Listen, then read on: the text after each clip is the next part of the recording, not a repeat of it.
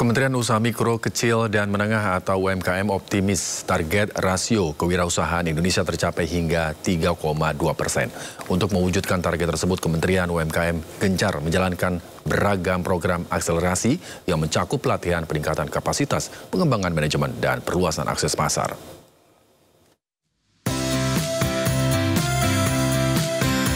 Dalam gelaran Hari Kewirausahaan Nasional, Menteri Usaha Mikro, Kecil, dan Menengah Maman Abdurrahman meyakini target rasio kewirausahaan nasional tahun ini sebesar 3,2% bisa tercapai. Selain rasio kewirausahaan secara umum, pemerintah juga menargetkan rasio pengusaha yang memiliki karyawan tetap dapat meningkat dari 18,99% pada 2024 menjadi 19,40% pada 2025 dan melonjak hingga 23% pada 2029. Untuk mencapai target tersebut, Kementerian UMKM gencar menjalankan beragam program akselerasi yang mencakup pelatihan peningkatan kapasitas, pengembangan manajemen, dan perluasan akses pasar. Tak hanya itu, kementerian juga menyediakan kebutuhan akses pembiayaan, peningkatan kapasitas building, hingga akses pasar. Kewirausahaan yang dicanangkan dan diamanahkan oleh Pak Presiden kepada Kementerian UMKM pada hari ini adalah kurang lebih sekitar 3,1.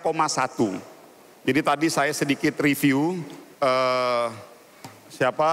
Mas Akbar, bahwa rasio kewirausahaan kita ini kurang lebih sekarang di 3,1 dan target kita memang kita mau genjot sampai kurang lebih di sekitar 3,2-an. Jadi ini yang lagi kita lakukan akselerasi ini, dan mudah-mudahan acara Hari Kewirausahaan Nasional ini bisa terus berlangsung dan berlanjut. Kementerian UMKM juga bekerja sama dengan Kementerian Ketenagakerjaan untuk mengembangkan kewirausahaan di Indonesia. Kerjasama ini mencakup berbagai program pelatihan dan pengembangan kapasitas wirausaha sebagai salah satu upaya mencapai target rasio kewirausahaan 3,60% pada 2029.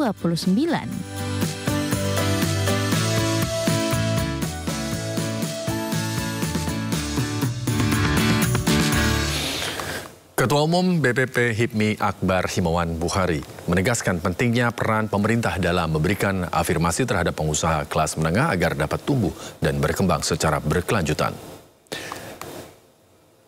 Menurut Akbar, selama ini pemerintah fokus pada pengembangan usaha kecil melalui program seperti KUR dan stimulus ekonomi, namun perhatian terhadap pelaku usaha kelas menengah masih minim. Meski saat ini jumlah pengusaha kelas menengah Indonesia mengalami peningkatan, Akbar menilai pertumbuhan pengusaha kelas menengah masih rendah dibandingkan sejumlah negara seperti China dan Amerika Serikat. Akbar mendorong pemerintah mengambil langkah alternatif afirmasi untuk pengusaha menengah agar dapat naik kelas dan berkontribusi lebih besar dalam perekonomian nasional. Titik berat adalah bagaimana kelas menengah kita bisa tumbuh. Karena secara data BPS, saya dapat dari Pak Wakil Kepala Badan BPS, kelas menengah kita ini jumlahnya 17%, Pak Ketua Umum, Pak Menteri. Sementara di negara-negara maju kelas menengah sudah 55-60%. Di China 55%, di Amerika 60%. Ini yang ingin kita minta kepada pemerintah agar memberikan afirmasi, ada affirmative action kepada teman-teman kelas menengah kita. Karena selama ini keberpihakan pemerintah hanya kepada usaha kecil. Bagaimana KUR dilahirkan untuk berpihak dan stimulus ekonomi kepada usaha kecil. Tapi kita abai dengan teman-teman usaha kelas menengah agar bisa tumbuh, berkembang, dan juga bisa ikut Pak Anin supaya bisa jadi besar masuk Kadin, kira-kira seperti itu. Pemerintah menegaskan komitmennya untuk menyelesaikan persoalan sampah secara menyeluruh sebelum 2029. Langkah ini sebagaimana ditargetkan dalam Rencana Pembangunan Jangka Menengah Nasional atau RPJMN 2025-2029. Menteri Lingkungan Hidup yang juga Kepala Badan Pengendalian Lingkungan Hidup Hanif Faisal Nurofik mengatakan Presiden telah memberikan arahan untuk mempercepat penanganan sampah dalam melibatkan pemerintah daerah secara aktif.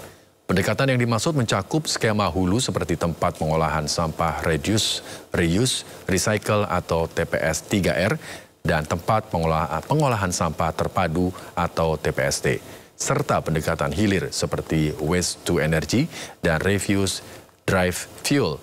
Hanif memastikan sejumlah kementerian dan lembaga diminta Presiden untuk mempercepat realisasi program-program penanganan sampah tersebut. Jadi Bapak sudah menargetkan di dalam RPJMN-nya beliau 2029 mestinya sampah selesai. Sehingga segala strategi telah kita susun bersama melalui beberapa pendekatan. Mulai dari pendekatan hulu, TPS 3R, TPST, dan pendekatan hilir, waste to energy maupun RDF. Jadi ini sedang kita susun bersama-sama. Bapak Presiden minta dalam waktu segera kita berakselerasi dengan pemerintah daerah. Karena tanggung jawab sampah ini sesuai dengan Undang-Undang Nomor 18 tahun 2008 itu pemerintah daerah, sehingga nanti kami dengan Pak Mendagri akan bersama-sama sesuai arahan Bapak Presiden mengelit untuk kemudian diskusi Proyek pengelolaan sampah menjadi energi atau waste to energy bakal digarap pemerintah dengan melibatkan BPI dan Antara. CEO BPI Danantara Rosan Roslani menyatakan kesiapan Danantara untuk turut berinvestasi dalam proyek waste to energy di daerah dengan tetap mempertimbangkan kriteria yang telah ditetapkan. Sebelum masuk ke dalam proyek tersebut, pihaknya akan memperhitungkan sisi keuntungan yang dapat diperoleh dari proyek pengolahan sampah menjadi energi.